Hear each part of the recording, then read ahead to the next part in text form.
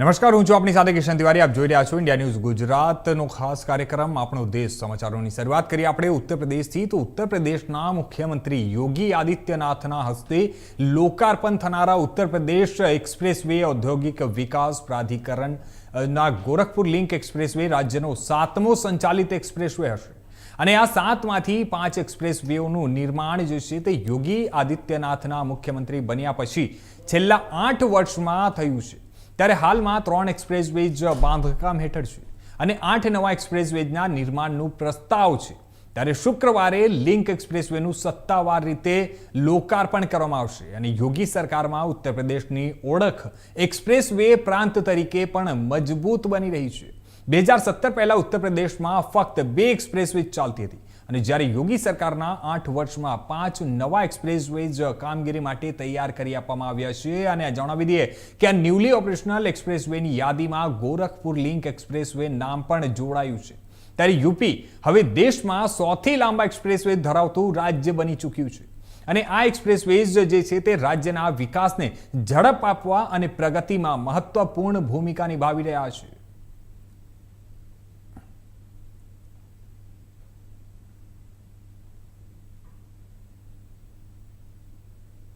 આ તરફ વાત કરીએ આપણે ઉત્તર પ્રદેશના મેરઠની. તો ઉત્તર પ્રદેશના મેરઠમાં સેનાના એક જવાનને AK-47 રાઇફલના 70 કારતૂસો સાથે ઝડપવામાં આવ્યો છે.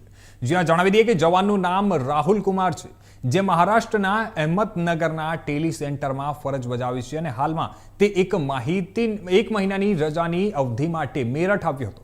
ત્યારે પોલીસ અને ગુપ્તચર એજન્સીઓએ આશંકા વ્યક્ત કરી છે કે આ કારતૂસો કોઈને સપ્લાય કરવા માટે લઈ જવામાં આવતી હતી અને થાના પલ્લવપુરમાં વિસ્તારમાં આવેલા A2Z કોલોની પાસે એક ગુપ્તચરની માહિતી પર રાહુલ કુમારને પકડી લેવામાં આવ્યો.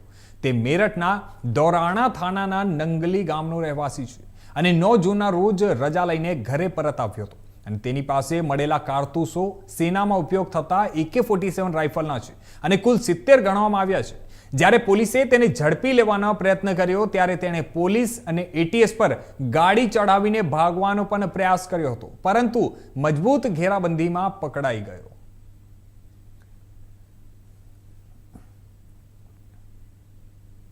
તો આ તરફ હવે વાત કરીએ આપણે મધ્યપ્રદેશના ઇન્દોરની. તો ઇન્દોરના વેપારી રાજા રઘુવંશીની હત્યાકાંડની તપાસ ચાલી રહી છે અને આ વચ્ચે એક મોટો ખુલાસો થયો છે. જણાવી દઈએ કે સોનમ તે ઇન્દોરના દેવાસ નાકા વિસ્તારમાં રહેલી ફ્લેટમાંથી ગાજીપુર ગઈ હતી. સોનમને એર્ટિકા કારમાં પિયુષ નામના ડ્રાઈવર લઈ ગયો હતો અને આ દરમિયાન સોનમ બુરખો પહેરીને કારમાં બેસી હતી અને રસ્તા દરમિયાન અનેક વખત કારમાંથી ઉતરીને ફોન પર વાત કરતી હતી. ત્યારે શિલાંગ પોલીસ દ્વારા ઇન્દોરના ટેક્સી ડ્રાઈવર સાથે લગભગ 1 કલાક સુધી પૂછપરછ કરવામાં આવી છે, જેમાં અનેક ખુલાસાઓ પણ થયા છે. એવું કહેવામાં આવ્યું છે કે સોનમ ટેક્સી ડ્રાઈવર પિયુષ સાથે ઇન્દોરથી ગાજીપુરા ગઈ હતી. માર્ગમાં સોનમે કંઈક ખાધું ન હતું. એ પણ જણાયું છે કે સોનમને છોડવા માટે 2 ડ્રાઈવર ગાજીપુર ગયા હતા. ત્યારે ગાજીપુર બાયપાસ પર ડ્રાઈવર પિયુષ સોનમને છોડીને ચાલ્યો ગયો હતો અને જ્યારે મીડિયા દ્વારા ટેક્સી ડ્રાઈવર સાથે વાત કરવાનો પ્રયાસ કરવામાં આવ્યો તો તેણે કંઈક જવાબ ન આપ્યો. કેમેરા સામે ડ્રાઈવરે કહ્યું કે અધિકારીઓને જે કહેવું હતું તે બધું કહી દીધું છે. मेरे को गाड़ी के मामले में बुलाया था तो मैंने बता दिया. कौन सी गाड़ी? अब आपको क्या करना सर, मैंने बता दिया सर को. सर ने मेरे को बुलाया, सर को बता दिया. मेरे को गाड़ी के मामले में बुलाया था तो मैंने बता दिया. कौन सी गाड़ी? अब आपको क्या करना सर, मैंने बता दिया सर को. सर ने मेरे को बुलाया, सर को बता. સમાચારોમાં આગળ વાત કરીએ ઉત્તર પ્રદેશના વારાણસીની. તો 10 જુલાઈથી પવિત્ર શ્રાવણ શરૂ થવાનું છે. તેને લઈને ઉત્તર પ્રદેશ સરકારે ખાસ તૈયારીઓ કરી છે અને એક વિશેષ યોજના ઘોષિત કરી છે. આ યોજનામાં કૈલાશ માનસરોવર તીર્થયાત્રાઓ જ્યારે પરત ફરશે ત્યારે તેમને ભગવાન વિશ્વનાથને અર્પિત એક ખાસ રુદ્રાક્ષ માળા અને દર્શન માટે QR કોડવાળું કાર્ડ ભેટ કરવામાં આવશે. આ ખાસ કાર્ડ 1 વર્ષ સુધી માન્ય રહેશે અને આ કાર્ડના દ્વારા શ્રી કાશી વિશ્વનાથ મંદિરમાં દર્શન કરવા માટે તીર્થયાત્રીઓ જે છે અને તેમના 4 નજીકના પરિવારજનોને પ્રાથમિકતા મળશે. શ્રાવણની તૈયારીઓને ધ્યાનમાં રાખીને વધુ ભીડના કારણે પ્રશાસને પ્રોટોકોલ દર્શનને સસ્પેન્ડ પણ કર્યું છે. ત્યારે પ્રાપ્ત માહિતી મુજબ જણાવી દઈએ કે શ્રાવણના સોમવારના દિવસે મંદિરમાં 21 યાદવ ભાઈઓને પ્રવેશ આપવામાં આવશે અને તેમજ તમામ અધિકારીઓ, પ્રશાસનિક વિભાગો અને રાજકીય નેતાઓને રિક્વેસ્ટ લેટર મોકલવામાં આવ્યા છે। આ વખતે કરોડોની સંખ્યામાં શ્રદ્ધાળુઓ મંદિર પર આવવાની શક્યતાઓ છે।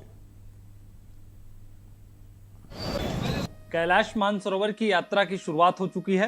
इस बार काशी विश्वनाथ मंदिर प्रशासन के द्वारा उन यात्रियों के लिए कुछ अलग व्यवस्था की करने की तैयारी। हमारे साथ काशी विश्वनाथ मंदिर के सीईओ विश्वभूषण मिश्रा जी हैं। क्या कुछ तैयारियां हैं कैलाश मानसरोवर यात्रियों की? हर हर महादेव।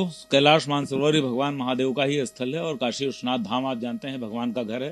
तो काशी विश्वनाथ धाम से इस बार कैलाश मानसरोवर यात्रियों के लिए एक विशेष सुविधा का प्रस्ताव किया गया है, जिससे हमारे सभी वो जो जिम्मेदार व्यक्ति हैं उन्होंने उसको सहर्ष का स्वागत किया। कैलाश मानसरोवर यात्रा के जो यात्री हैं उनको इस बार ट्रांजिट स्टे की सुविधा उत्तर प्रदेश सरकार के धर्मार्थ कार्य विभाग ने दी है। धर्मार्थ कार्य विभाग में चूंकि मेरे पास संयुक्त निदेशक का दायित्व भी है, तो उनके यात्रियों के दल को डिस्पैच करने के लिए मेरी वहाँ भी उपस्थिति थी और वहीं पर बातचीत करके निर्णय लिया गया कि इनको अगर काशी विश्वनाथ मंदिर न्यास की तरफ से एक भेंट दी जाए तो यात्रियों के लिए एक सुखद अनुभूति होगी।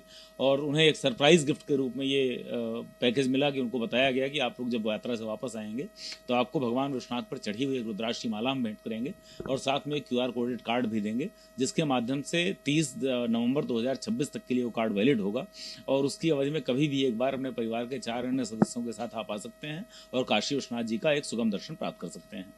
सावन का पावन महीना आने वाला है, उसको लेकर क्या तैयारी है मंदिर के दौरान? श्रावण मास को लेकर पहले तैयारी बैठक हमारी एक सप्ताह पूरी हो चुकी थी, जो मंदिर के DCP साहब के साथ और यहाँ के CRPF और अन्य एजेंसी के साथ की गई थी। इस बार जो उसके बाद जो दूसरी बैठक हुई थी हमारी स्टेक होल्डर के साथ, वो कल हमने कंप्लीट कर ली थी। आज मंडलायुक्त महोदय और पुलिस आयुक्त महोदय के द्वारा एक संयुक्त बैठक यहाँ पर ली गई जिले के सभी एजेंसीज के साथ। जो मंदिर के बाहर का परिसर है उसके लिए और मंदिर के भीतर के परिसर के लिए पूरा कोऑर्डिनेशन की बैठक की गई और उसमें निर्णय लिया गया है कि सभी व्यवस्थाएं सुनिश्चित की जाएंगी। जो मंदिर के स्टेक होल्डर्स हैं, जो नियमित जो पारंपरिक यात्रा वाले से यादव बंधुओं का एक यात्रा होती है, जैसे मध्येशिया लोगों की यात्रा होती है, उनके गर्भगृह में कितने कितने लोग प्रवेश करेंगे ये कल ही सुनिश्चित कर दिया गया था, उसको आज अनुमोदित कर दिया गया है। इसके अतिरिक्त जो धाम में व्यवस्थाएं की जानी हैं, उदाहरण के लिए विशेष रूप से बैरिकेडिंग किया जाना, लोगों को विशेष रूप से एनर्जी ड्रिंक से अवेयरनेस देना और ग्लूकोज का उपलब्ध कराना, पेयजल उपलब्ध कराना, गुड़ उपलब्ध कराना, लिया चना के पैकेट्स उपलब्ध करवाना, ये सारे इंतजाम यहाँ पर किए जाएंगे। करना है घड़ी, mobile, pen, smart camera, smart watch, इस टाइप की जितनी चीज़ें हैं, धातु की वस्तुएं, इसको अपने घर पर छोड़कर आएँ, अपने ठहरने के स्थान पर छोड़कर आएँ। यहाँ केवल अपना प्रसाद सामग्री लेकर आएँ, चढ़ाएँ, दर्शन करें और वापस जाएँ। शुक्रिया सर। तो सावन की तैयारियां लगभग पूरी हैं, साथ ही मंदिर प्रशासन के द्वारा अपील भी है कि आप लोग खाली पेट मंदिर दर्शन ना करने आए क्योंकि भीड़ रहती है, समय लगेगा। उसके साथ ही एक अनुरोध प्रोटोकॉल को लेकर भी है कि अब VIP जो प्रोटोकॉल है पूरे सावन के महीने में नहीं चलेगा। वीडियो जली दीपक के साथ आकाश यादव, इंडिया न्यूज़, वाराणसी। સમાચારોમાં આગળ હવે આપણે વાત કરીએ મધ્યપ્રદેશની, તો કોંગ્રેસ વિધાયક કૃષિંગ બારિયાના નિવેદનથી કોંગ્રેસે પોતાને અલગ બનાવી લીધી છે। જણાવી દઈએ કે કોંગ્રેસ પ્રદેશ અધ્યક્ષ જીતુ પટવારિયાએ કહ્યું કે કોંગ્રેસ હંમેશા સ્વતંત્રતા સંગ્રામના સેનાનીઓ અને વીરાંગનાઓનો માન સન્માન કરે છે અને હંમેશા કરશે। ત્યારે કૃષિંગ બારિયા જ્યારે બસપામાં હતા ત્યારે તેઓએ આ નિવેદન આપ્યું હતું અને આ જૂનું નિવેદન છે। હકીકતમાં કૃષિંગ બારિયાએ રાણી લક્ષ્મીબાઈ પર વિવાદિત એક નિવેદન આપ્યું હતું।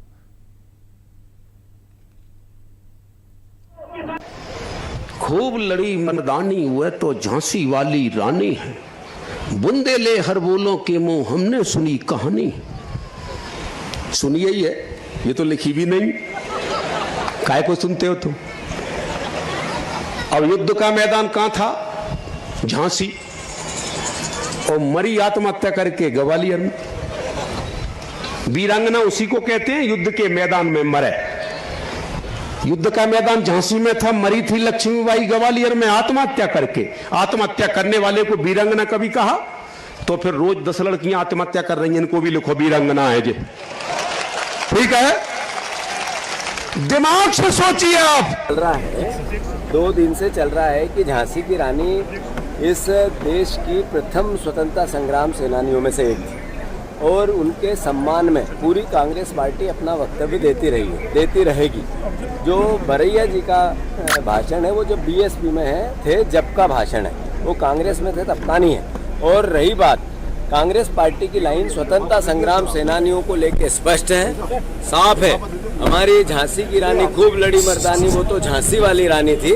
वो झांसी वाली रानी के प्रति हमें गर्व।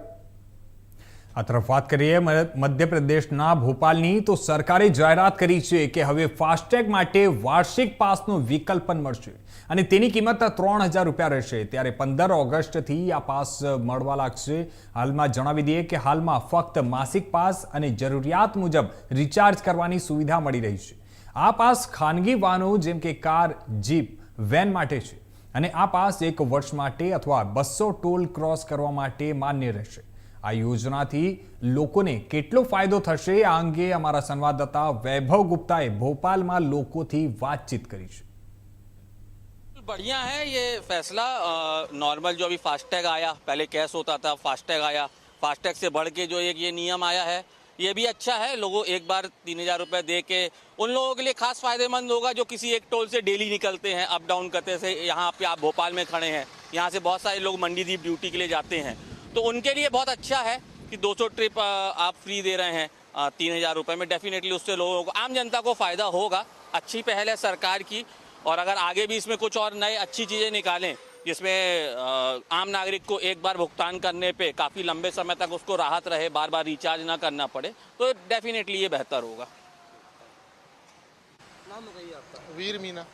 मीना जी, ये जो फैसला लिया गया है कि सरकार के नितिन गडकरी का ऐलान किया है कि फास्टैग में 3000 आप रिचार्ज जैसे कराएंगे तो 200 ट्रिप आपको मिलेगी, कैसा फैसला है आपके साथ? सर ये कस्टमरों को काफ़ी फ़ायदा रहेगा इससे, और कंपनी को भी फ़ायदा रहेगा। अगर 200 ट्रिप लेंगे तो दोनों को फ़ायदा रहेगा उससे, तो अच्छा फैसला है ये। अब तक किस तरह की दिक्कतें देखने को मिलती थी आपको? सर पहले दिक्कत आती थी, कोई गाड़ी में बैलेंस नहीं है, ब्लैक लिस्ट हो जाती थी, लाइनों में जाम लग जाता था उससे।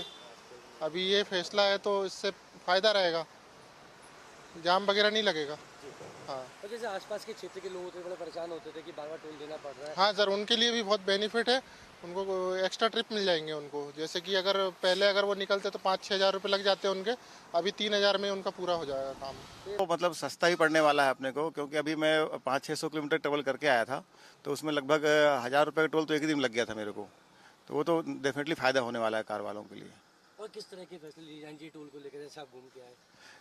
जो प्रॉब्लम आई उसमें एक तो क्या है कि जो उनके ऑनलाइन जो सेंसर हैं वो काम नहीं करते हैं बराबर, तो वहाँ पे भी रुकना पड़ता है। तो मतलब जो सेंसिंग है वो प्रॉपर हो जाए, जो मैकेनिज्म जिसके लिए जो उसका पर्पज़ है फास्ट ट्रैफिक फास्ट हो अपना, तो उसके लिए ये कि उनका सेंसर वगैरह काम करना चाहिए। अब गाड़ी खड़ी है, फिर कोई उसको चेक करके फिर मैनुअल यदि पास आउट कर रहा है तो टाइम तो उसमें लगता है उसमें।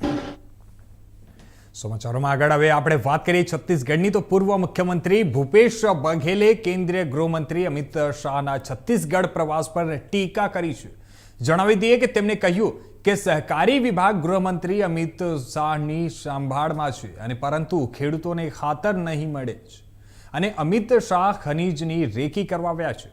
સાથે જ તેમણે કહ્યું કે ભાજપ ફરીથી ચરણ પાદુકા યોજના શરૂ કરવા જઈ રહી છે। તેડું પત્તા તોડાઈ ગયું છે, હવે ચરણ પાદુકા આપી રહ્યા છે। જ્યારે મંત્રી શ્યામ બિહારી જયસ્વાલે ભૂપેશ બઘેલના નિવેદન પર જવાબ આપ્યો છે। તેમણે કહ્યું કે જ્યારે અમિત શાહ છત્તીસગઢની મુલાકાત લે છે ત્યારે કોંગ્રેસને મુશ્કેલી થાય છે। રાષ્ટ્રીય नेता જ્યારે જ્યારે આવે છે ત્યારે છત્તીસગઢને ભેટ મળે છે।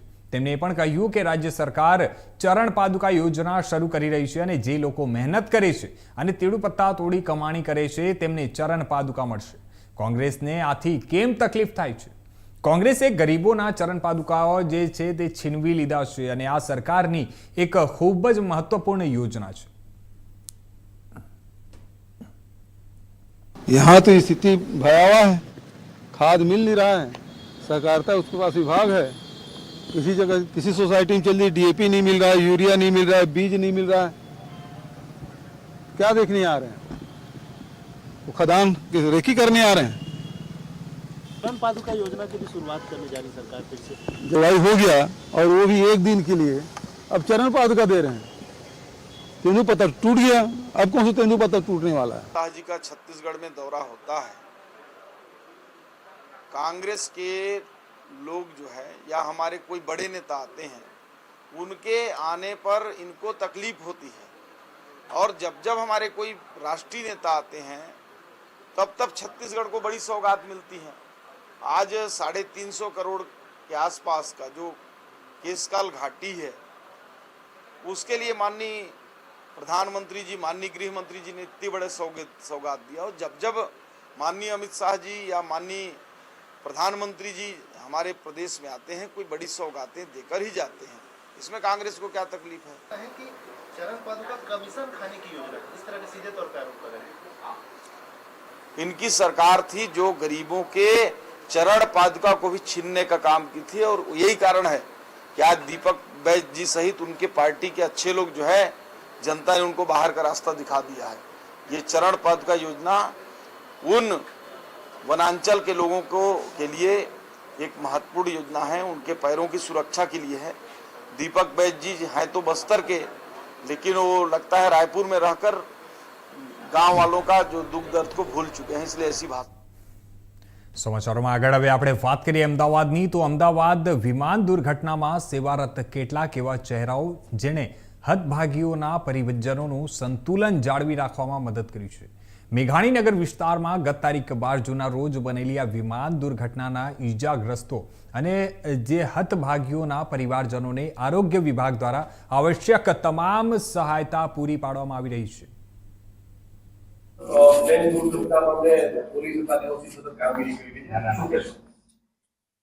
12 જૂનના રોજ જે આ દુર્ઘટના ઘટી કે જેમાં એર ઇન્ડિયાના જે ફ્લાઇટ અમદાવાદથી લંડન જતા હતા એના જે ડૉક્ટર્સના હોસ્ટેલ ઉપર જે ક્રેશ થયા એ ફ્લાઇટમાં 242 પેસેન્જર્સ હતા ક્રૂ સાથે।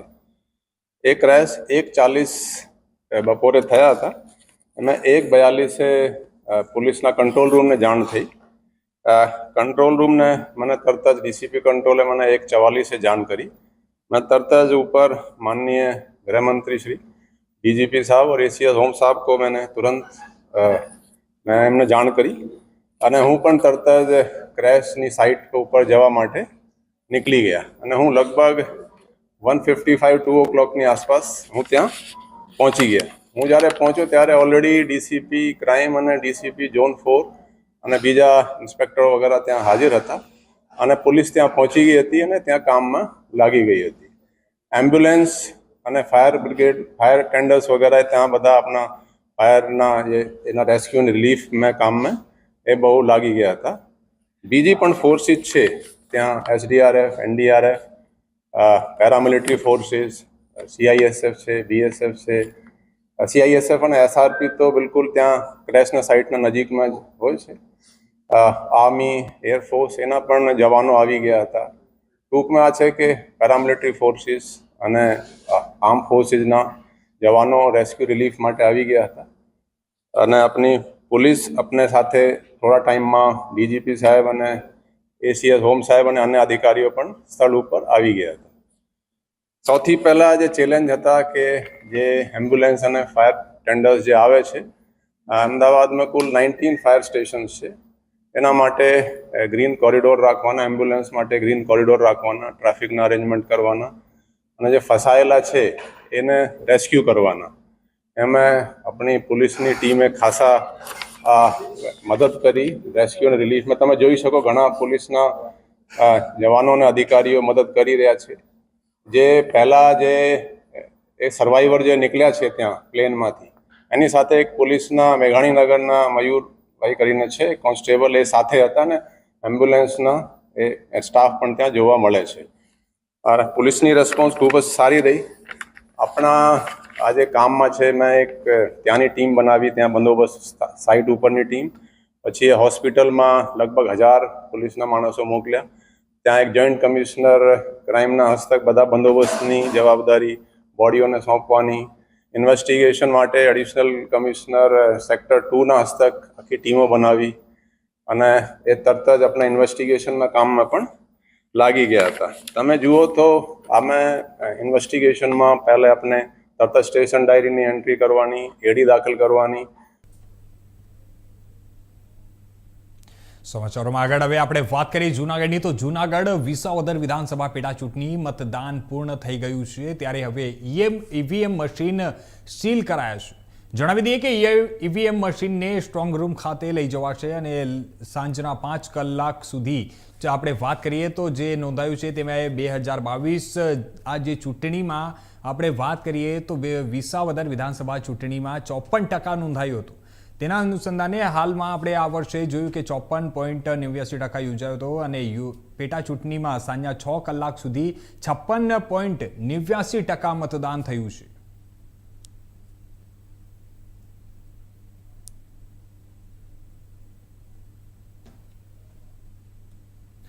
તો આ તરફ વાત કરીએ હવે આપણે વડોદરાની. તો વડોદરા સાવલીના જૂના સમલાયા ગામમાં બોગસ મતદારોનો બોમ્બ ફૂટ્યો છે. જ્યાં જણાવી દઈએ કે જૂના સમલાયામાં 15 થી 20 મતદારો બોગસ હોવાની વાત પ્રકાશિત થઈ છે.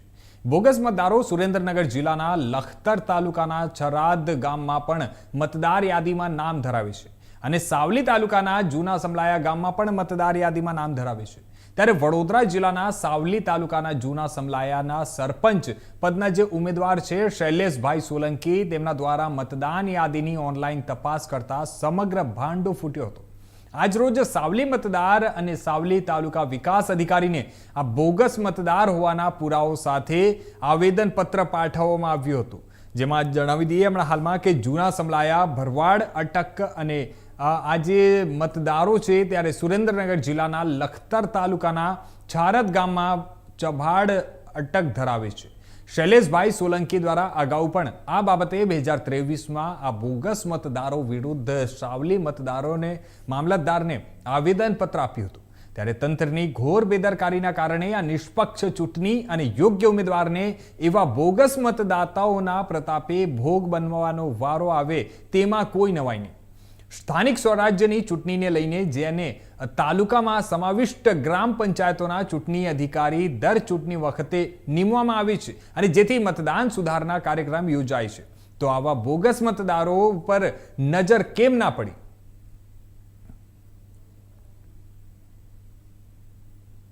આજરોજ અમે મામલતદારશ્રીને રજૂઆત કરવા આવ્યા છે કે એમાં અમારે ધ્યાને દોરાયું છે અમારા ગામ જૂના સમલાયા ગામમાં એક વોર્ડ નંબર 6 છે, જે વોર્ડ નંબર 6ની અંદર 15 થી 20 એવા બોગસ વોટરો અમારે ધ્યાને દોરાયા છે, જેઓ ગામ સુરેન્દ્રનગર જિલ્લો અને લખતર તાલુકાનું છારદ ગામ, ત્યાં સભાડ નવગનભાઈ ભગવાનભાઈ ભરવાડના નામ એવી અલગ અટકથી એવા ઘણા બધા વોટરો ત્યાં સભાડ અટકથી ધરાવે છે. તે સુરેન્દ્રનગરની છારદ ગામની વોટર યાદીમાં, તેમજ જૂના સમલાયા ગામની જે વોટર યાદી છે વોર્ડ નંબર 6ની, એની અંદર ભરવાડ નવગનભાઈ ભગવાનભાઈના નામથી એવા ઘણા બધા એના જેવા જ લોકો જે ભરવાડ અટકથી કરી રહ્યા છે. કેટલા વર્ષથી ગામમાં રહે છે?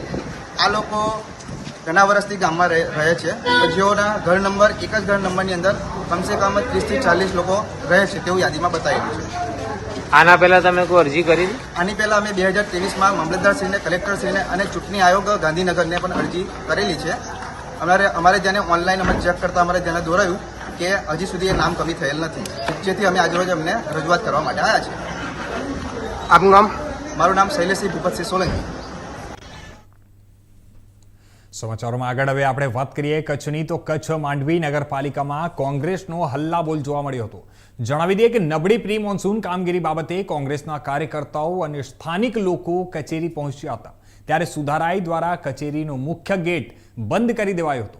ત્યારે જણાવી દઈએ કે કોઈ પણ રજૂઆત સાંભળવામાં ન આવી હતી અને પોલીસ દ્વારા તમામ લોકોને ડિટેન કરવામાં આવ્યું હતું.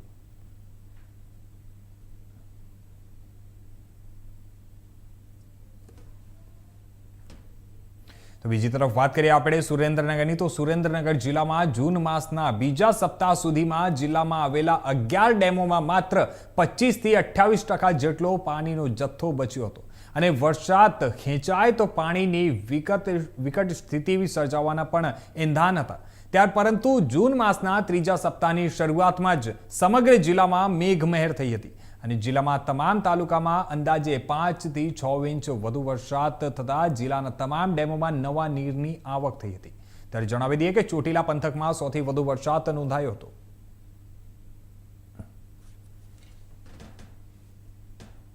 તો આ હતા અત્યાર સુધીના મુખ્ય સમાચારો. વધુ સમાચારો માટે જોતા રહેજો ઇન્ડિયા ન્યૂઝ ગુજરાત.